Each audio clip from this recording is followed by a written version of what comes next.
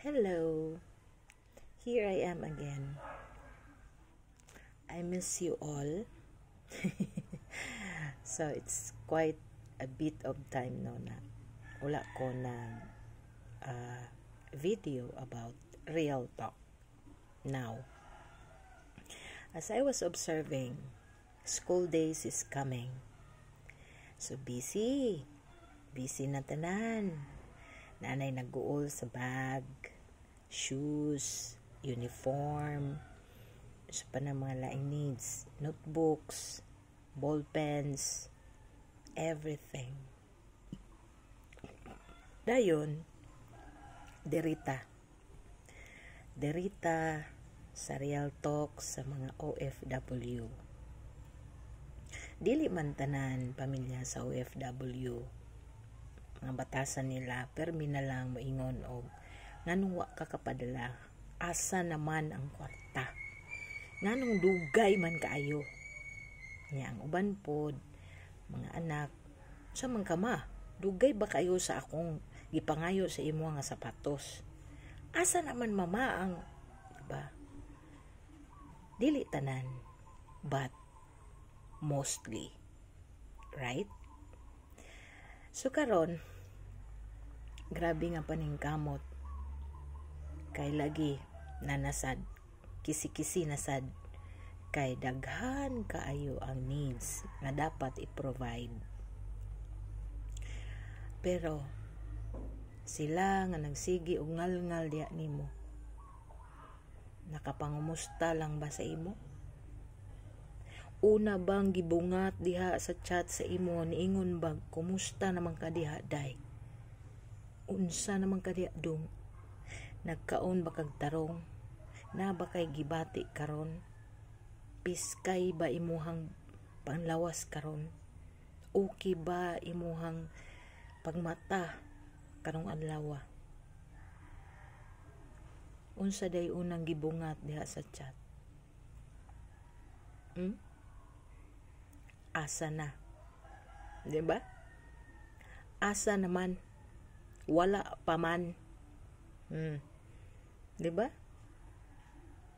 Unya, ikaw diha nga naa diha sa laing nasod, wala sila masayod labad imong ulo, sakit imong lawas, gilantan baka ka, dili maayo ang imuhang paminaw sa imuhang lawas, pamati sa imong lawas. Unya, ang imong nabasahan, pastilan. Unya, dili ra ba ka makahatag, dili pagid nimo makapadala, ikaw ang pinakadautan nga tao sa kalibutan. No? Pait, sakit, which is realidad. Unsaon taman ang ilang gihuna-huna, naa ka diha, abunda ang kwarta, abunda ang imuhang gikinahanglan diha, wa ka naglisod, hayahay ka sa tanang kahayahay. Diba? Mo man na mostly ang mindset, hayahay, abroad god, wa sila masayod. Ang uban na tunong anang mga amo nga mga tampalasan, ang uban pag adto sa laing nasod buo pa, piskay kaayo, lami kayong pamarog. Pag uli, swerte na lang, ug dili ka diha sa four corners na butang. Diba? Mao na realidad. Karon, kay hapit ng ting klase, daghan naging ngal-ngal, of course. Moingon man gyud mo og unsay labot nimo? Wala man ko'y labot. But I feel the pain inside them, kay dili lalim. I have so many friends na OFW, and you don't know, kamo mismo nga pamilya nila dili masultian sa ilang problema tungod kay nagsige ra mo ngal-ngal asa ang kwarta. Nganong makarelate man ko? I have friends and I really feel them. Tungod kay dili lalim. Nga bisan pa man, naa sila sa kasakit kakapoy, tulo ang luha ga trabaho, ang ilang madawat nga chat diya gikan mismo pamilya. Asa ang kwarta. Wagay kaingon og okay ra ka, nagkaon na ka. Pagsakit, nakabalo day mo nga nagsakit ng inyong pamilyang tuas laing nasod. Wala, di ba? Wala. Kay gitago ra nila ang tanan. Gitago nila kay para wala mo'y masturya. Kay para wala mo'y maingon nga aw kay galaag-laag ka man sa imong day off. Gaki at mangkaanan sige pahayuhay anang mga barkada. Katawanan. Oo, katawanan.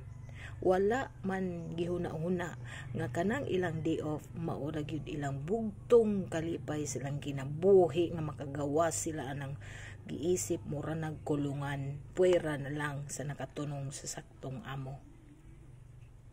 Ang day off ang pinaka happy new year kaayo nga adlaw silang kinabuhi didto. Tungod kay makagawas sila, makakita sila kapwa Pinoy, makabahakhak, makabidyoke, makaligo, makasuroy-suroy bisan asa.